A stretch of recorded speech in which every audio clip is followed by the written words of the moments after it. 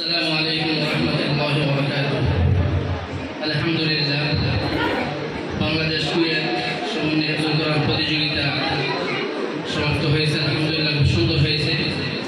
আমি মনে করি এরকম প্রতিযোগিতা প্রতি বছর হওয়া উচিত এবং হইতেও আছে, এবং আশা করি আমাদের এই প্রতিযোগিতা